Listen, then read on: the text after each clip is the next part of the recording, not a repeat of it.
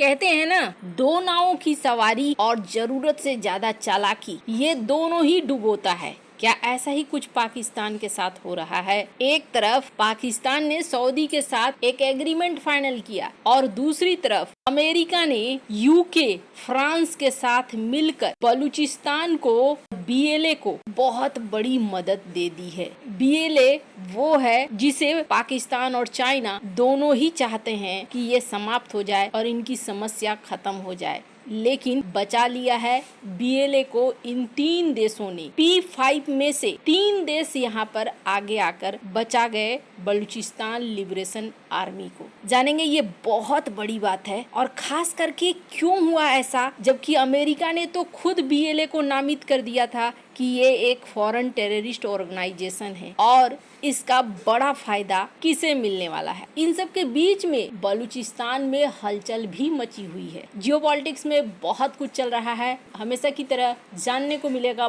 बहुत कुछ, इसलिए वीडियो को अंत तक जरूर देखें। एक बात तो सही है कि पाकिस्तान और सऊदी में जो एग्रीमेंट हुआ है, उस एग्रीमेंट के तहत दोनों देश एक दूसरे की मदद करने के लिए आएंगे, लेकिन वो तो ठीक है, बाहरी समस्याओं के लिए तो ये पैक्ट बनता है कि हाँ भाई किसी देश ने हमला कर दिया तो फिर जवाबदेही बनती है। लेकिन अगर हमले आंतरिक हों तो फिर पाकिस्तान क्या करेगा, ये बहुत बड़ी बात है। अमेरिका ने एक ऐसा कदम उठाया है जिसके बारे में पाकिस्तान ने सोचा भी नहीं होगा। अब सवाल ये हो रहा है कि क्या पाकिस्तान के ऊपर अब अमेरिका बुरी तरीके से बौखलाया है इस डील के कारण, और क्या चाइना और पाकिस्तान का खेल अमेरिका को समझ में आने लगा है। सबसे पहले तो स्क्रीन पर एक आर्टिकल देखिए, जिस आर्टिकल में ये कहा गया कि पाकिस्तान अच्छा खासा पैसा खर्च करेगा और ये पैसा खर्च करेगा बलूचिस्तान में रेलवे ट्रैक बनाने के लिए। कहाँ पर?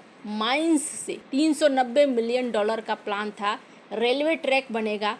बलूचिस्तान के जो खदान हैं, जहाँ से बहुत तरह की रेयर अर्थ मटेरियल वगैरह निकलता है, उसको हासिल करने के लिए। वहीं दूसरी तरफ ये भी देखने को मिला कि एडीबी बैंक ने इसके लिए मदद की बात भी कह दी कि हाँ जी इसमें मदद होगी। अमेरिका पाकिस्तान के करीब आया है तो कई कारणों से आया है, उनमें से एक कारण रेयर अर्थ मटेरियल भी है, जो जनरल मुनीर ने जाकर प्रस्ताव दिया डोनाल्ड ट्रंप को। क्रिप्टो करेंसी की डील तो है ही, साथ ही साथ रेयर अर्थ मटेरियल बलूचिस्तान का ये सबसे ज्यादा अहम था। और कहा जाता है कि डोनाल्ड ट्रंप ने इस डील को न सिर्फ फाइनल किया, बल्कि उसके तुरंत बाद ये देखने को मिला कि बीएलए को एक फॉरेन टेररिस्ट ऑर्गेनाइजेशन घोषित कर दिया गया अमेरिका के द्वारा।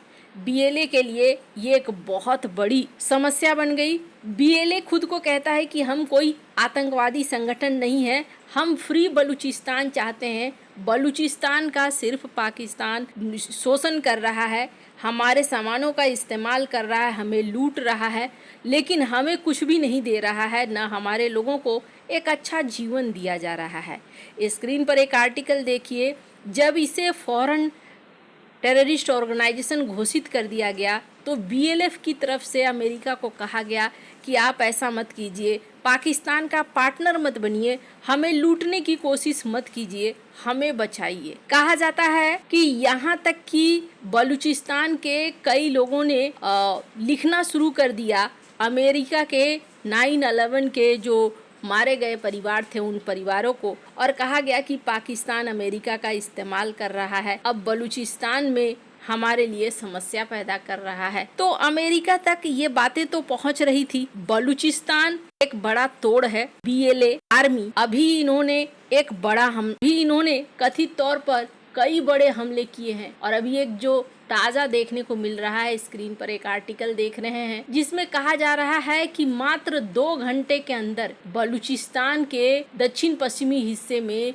2 हमले हुए हैं। और एक तो 18 सितंबर 2025 को दोपहर में तुर्बत शहर के पास एक सुरक्षा काफिले पर आत्मघाती हमला हुआ है। एक हमलावर ने विस्फोटक से लदा वाहन काफिले से टकरा दिया है, यानी ये जो सेना है, पाकिस्तानी सेना, कथित तौर पर उनका काफिला था। वहीं उसी शाम को चमन शहर में एक कार में विस्फोट हो गई। ये अफगानिस्तान सीमा के निकट है। कुल मौतें यहाँ पर हुई है 8 और 23 घायल हैं। तुर्बत में सुरक्षा कर्मी मारे गए हैं 2 और कहा जा रहा है कि 23 घायल हुए हैं, जबकि चमन में 6 नागरिक मारे गए हैं। हालांकि किसी ने जिम्मेदारी नहीं ली है, लेकिन संदेह है टीटीपी और बलूच अलगाववादी समूहों के ऊपर। अब इससे एक चीज तो समझ में आ रहा है कि बीएलए और टीटीपी ने पाकिस्तान के अंदर एक बड़ी हलचल मचाकर रखी हुई है। अब इसी बीच क्या होता है, अमेरिका ने तो फॉरेन टेररिस्ट ऑर्गेनाइजेशन घोषित कर ही दिया था, लेकिन यूएनएससी में चाइना और पाकिस्तान दोनों मिलकर चले गए कि चलो भाई अब ऐसा करते हैं कि हम इसे टेररिस्ट ऑर्गेनाइजेशन घोषित करवा देते हैं यूएनएससी से। और यूएनएससी से अगर ऐसा होता तो कई तरह के प्रतिबंध लग जाते, वैश्विक रोक रुकावटें लग जाती, बहुत सारी मुश्किलें खड़ी हो सकती थी। और चाइना का कहना है कि देखो हम तो पाकिस्तान का समर्थन कर रहे हैं, और पाकिस्तान का कहना है कि टीटीपी ईटीआईएम से परेशान है चाइना,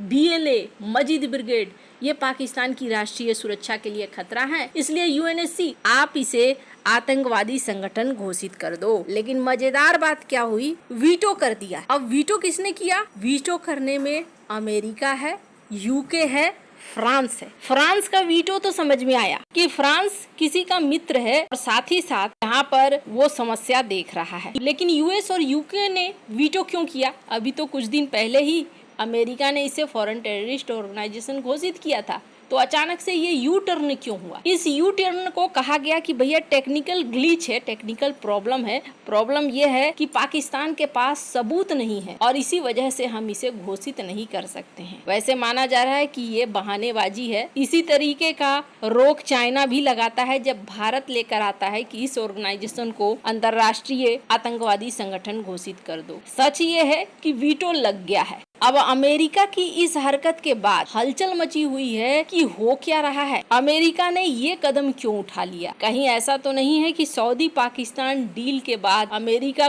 गुस्साया हुआ है, नाराज है, या फिर भारत और अमेरिका की दोस्ती के बाद अब अमेरिका कंट्रोल में रखना चाहता है पाकिस्तान को। वैसे आपको बता दूं, इस वक्त ना जियोपॉलिटिक्स इससे पहले कभी इतना जटिल नहीं था जो अभी है। अभी ये सीन हो रहा है, स्क्रीन पर एक वीडियो देखिए। They just went through the Afghanistan total disaster for no reason whatsoever. We're going to leave Afghanistan, but we're going to leave it with strength and dignity. And we're going to keep Bagram, the big air base, that one of the biggest air bases in the world. We gave it to them for nothing. We're trying to get it back, by the way. Okay, that could be a little breaking news. We're trying to get it back because they need things from us. We want that base back. But one of the reasons we want the base is, as you know, it's an hour away from where China makes its nuclear weapons.